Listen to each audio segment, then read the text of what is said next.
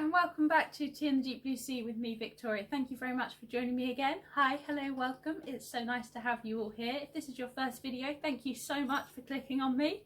If this is not your first video, thank you again for your continued support. If you haven't already, please hit the like and subscribe. This is video 2 of 3 in the Sea Monkey FAQ series that are all going to be released one after another so you can binge watch sea monkeys. Oh yeah, be excited about sea monkeys as I am.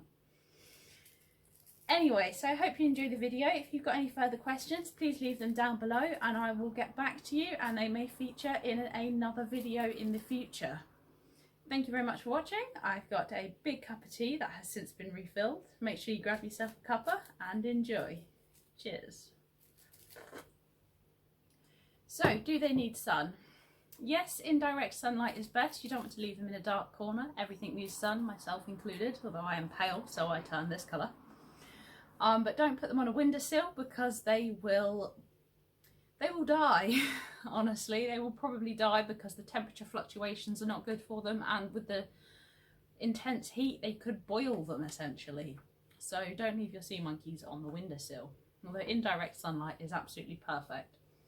So where you can put your tank, somewhere where there is sunlight but it is indirect sunlight. So I've got my window over here and I have sea monkeys here, I have them over here, I have them on my desk. Everywhere is sea monkeys. It's great.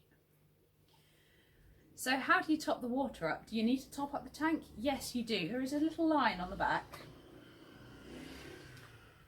There is a little line there that the water needs to be up to. So when it gets down a little bit, as mine's starting to dip, you need to top it up with distilled water. You can make distilled water at home, and I've got another video that I will post here of how to do that. It's really quick and simple, and you can do it yourself at home. Just make sure that the water is the same temperature as the tank so you don't shock them and kill them. The best type of water to use, you can use bottled water. I wouldn't recommend using tap water, but I do prefer distilled. Bottled water can sometimes lead to a pH around 6.4. That is really bad because you want it to be about 7 to 8. So I do recommend using distilled water rather than tap water or bottled water, because tap water has some nasty chemicals in that will harm your sea monkeys. So the best temperature to keep them at is 24 to 27 degrees. I've had tanks at 28 degrees do really well before. So anywhere in that range, I tend to stick 26 to 28 degrees for my tanks, and that does really well for me, but you'll find something that works for you. It's just important to try and keep them a stable temperature. Do you need a tank heater? No, you don't need a tank heater for your small sea monkeys tank. If you are living in a particularly cold place and you are struggling to keep them warm, you can get a pet heat pad or an under vivarium heater that sits underneath the tank that will provide warmth to the tank. You just put a little thermostat probe in it. I've done that with some of my tanks just to keep them at stable temperature and monitor them, although my room temperature is probably around 20 to 22 degrees at its coldest, and they've been absolutely fine, but I would try and keep the warmer temperatures of 24 to 27 degrees. So safely raising the temperature. If you want to keep them warm, you can use tin foil to keep some of the heat in if you know it's going to be quite cold. Or as I say, pet heating pads, under vivarium heaters, things like that are absolutely great investments. Can they live in freshwater? No, they are brine shrimp. They live in brine water, which is salty water, which is the same salinity as seawater. So no, they will not survive in freshwater.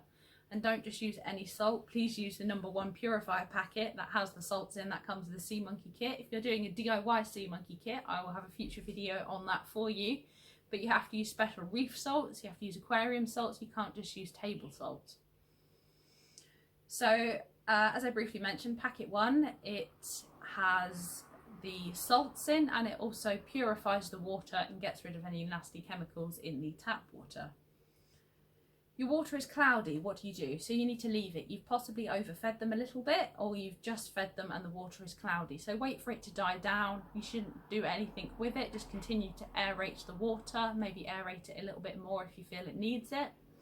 But that's what happens when you feed them. The water does go a little bit cloudy. You shouldn't feed them again until it is clear. But don't need to panic. The water does go cloudy and it will clear up again. So don't worry about that. Do you need to do a water change if your water looks bad? No, don't change their water, it will kill them. If there is a major problem, you can change a little bit of the water, but I wouldn't recommend doing it. I will cover that in a future video though.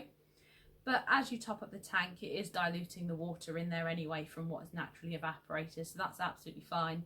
Algae is perfect. Algae is great. Your sea monkeys eat algae. That's essentially what is in the sea monkey food, I believe, is algae, because that is what they eat. So if you've got algae in your tank, that's fine. You don't need to remove it. If there's big gunky bits of algae and you wish to remove them, you can use the bubbler tool like this to remove the algae, but you don't need to. If it's up the walls, you can just push it back down to the bottom so you can see your sea monkeys, because you need to be able to see the sea monkeys. Is there too much algae in the tank? Probably not. Algae is great. If there is too much algae, you can remove some with a bubbler tool, as I said, but algae is absolutely fine and they will eat it. Although if you're getting too much algae and it's starting to become overgrown in there, I would recommend aerating more, because the algae will start to use up the oxygen supply for the sea monkeys and start to suffocate them. So make sure you aerate more often if there is more algae in your tank. How do you remove gunk from the tank? If there is gunk in the tank you want to remove, again, bubbler tool, great, pop it in, suck it out, done. Should you clean the tank? No, you should not clean the tank. It's an ecosystem that supports itself, essentially. You don't need to clean it. It's really simple, just follow the instructions. If you do need to clean it for whatever reason, there will be another video in the future on how to do a safe cleaning, but essentially pour them all into another container, rinse your tank out with warm water with no soap, and then you can pour them back in. But you really shouldn't need to do that. There is no reason at all that you will need to clean your tank. So that is part 2 of 3 of the Sea Monkey FAQs video. I hope you've enjoyed it and learned something. My cats are hissing at each other in the background. At least they're not jumping on me in this video. I hope you've enjoyed the video and learnt something, and I look forward to seeing you for part 3. Thank you very much. Cheers.